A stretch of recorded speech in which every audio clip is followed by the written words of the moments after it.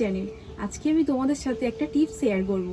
অনেক সময় আমরা দেখি কি রান্না করার সময় তরকারির মধ্যে একটু নুন বেশি হয়ে যায়। তো তখন আমরা কি করতে পারি, তখন আমরা তরকারির মধ্যে একটু ময়দা অ্যাড করতে পারি। ময়দা অ্যাড করলে আমাদের তরকারির গ্রেভিটা অনেকটা গাঢ় হবে, এছাড়া আমাদের নুনের পরিমাণটাও কম হবে। এছাড়াও আমরা সেদ্ধ করা আলু দিতে পারি। সেদ্ধ করা আলু দিলে কি হবে, আলু দিলে নুনের পরিমাণটাও আলু শুষে নেবে, এছাড়া তরকারিটাও অনেক টেস্টি হবে। এছাড়া 1 চিমটে চিনিও আমরা দিতে পারি। চিনি দিলে তরকারির টেস্টও বাড়ে আর লবণের পরিমাণটা কিছুটা হলে কম হবে। বন্ধুরা, আজকে আমি তোমাদের সাথে চিকেনের একটি অন্য ধরনের রেসিপি শেয়ার করতে চলেছি। তো রেসিপিটার নাম হলো বাহারি বেগমতি চিকেন। আমি কিভাবে চিকেনটা রান্না করি তোমরা দেখতে থাকো। কিন্তু তার আগে বন্ধুরা, আমি সুমনা, তোমরা দেখছো টেস্টি ইন্ডিয়ান রেসিপিস চ্যানেল। আর এই চ্যানেলের ভিডিওগুলো যদি তোমাদের ভালো লাগে তাহলে লাইক, কমেন্ট, সাবস্ক্রাইব করে দিও আর বন্ধুদের সাথে অনেক অনেক শেয়ার করো।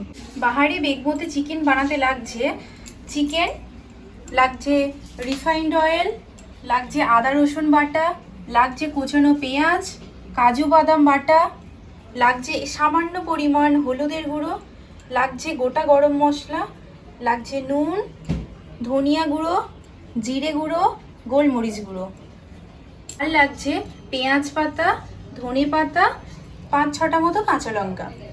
বন্ধুরা, এখন আমি গ্যাসটা অন করে একটা কড়াই বসিয়েছি। কড়াইয়ের মধ্যে কিছুটা জল দিয়েছি, জলটাকে আমি ফুটিয়ে নেব। এখন কড়াইয়ের মধ্যে জলটা ফুটে গেছে বন্ধুরা। এবার আমি পেঁয়াজ পাতা আর ধনিয়া পাতাটাকে কড়াইয়ের মধ্যে দিয়ে দিচ্ছি, আর 5টা মতো কাঁচা লঙ্কা। আমি এটা ঘড়ির টাইম দেখে ঠিক 1 মিনিট ফোটাবো, না হলে এই কালারটা ডিসকালার হয়ে যেতে পারে। বন্ধুরা, আমি একটা বাটিতে বরফ জল নিয়ে নিয়েছি। তো 1 মিনিট হয়ে গেছে, আমি এটাকে বরফ জলের মধ্যে ডুবিয়ে দেব।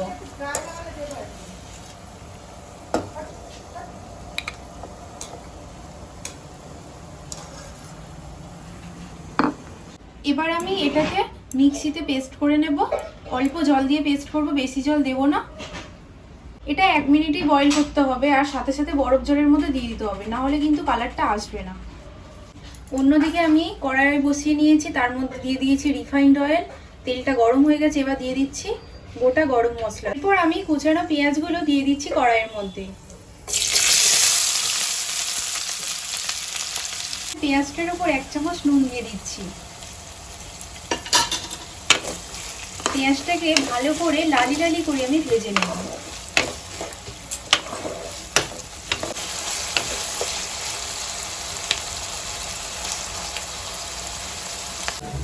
পেঁয়াজটা ভাজা হয়ে গেছে, একটা বাদামি কালার এসে গেছে। এরপর আমি 1 চামচ রসুন বাটা দিয়ে দিচ্ছি।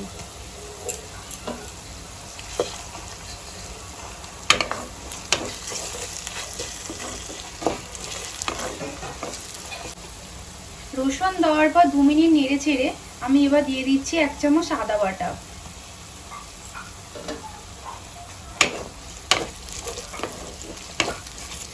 এটা খুব হালকা আছে আমাদেরকে নাড়াচাড়া করে ভেজে নিতে হবে, যাতে কড়াইয়ের মধ্যে লেগে না যায়। এবার আমি দেব একটুখানি হলুদ গুঁড়ো। এটা পরিমাণে বেশি দেওয়া যাবে না, তাহলে কালারটা আসবে না।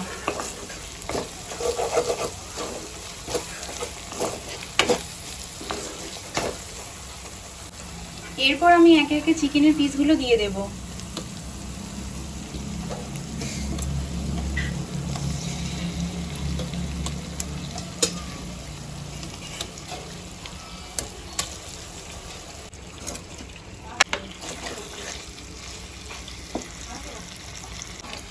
এভাবে আমি চিকেনটাকে 10 মিনিট ভেজে নেব।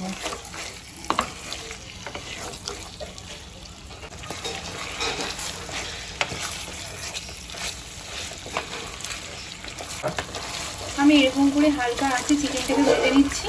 কালারটা আসছে, বুঝতেই পারছো চিকেনটা ভাজা ভাজা হয়ে আসছে। চিকেনটাকে আমি 10 মিনিট মতো ভেজে নিয়েছি। এরপর আমি 6-7টা মতো কাজু বাদাম ভিজিয়ে রেখেছিলাম, ভিজিয়ে রেখে এটাকে বেটে নিয়েছি। এটা আমি দিয়ে দিচ্ছি।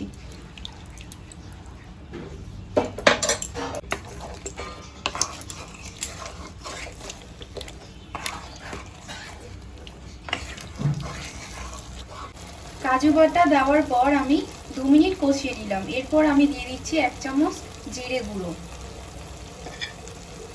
আর আর দিয়ে দিচ্ছি 1 চামচ ধনে গুঁড়ো। এবার আমি মশলাটার সাথে ভালোভাবে কষিয়ে নেব।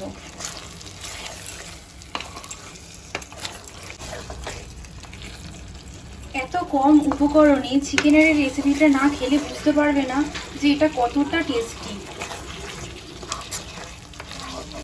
আমি সামান্য একটু চিনি অ্যাড করছি।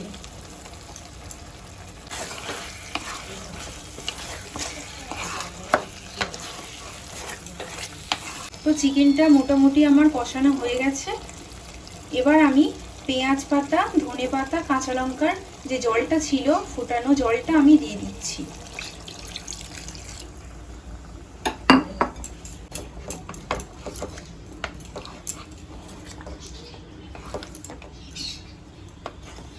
এরপর আমি দিয়ে দিচ্ছি 1 চামচ গোলমরিচের গুঁড়ো।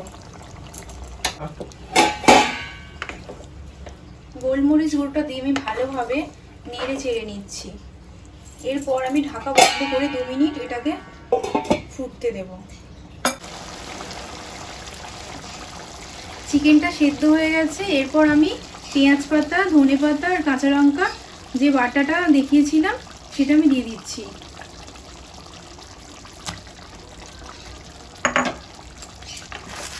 এটা দিয়ে আমি বেশিক্ষণ নাড়াচাড়া করব না, তাহলে কালারটা ডিসকালার হয়ে যাবে।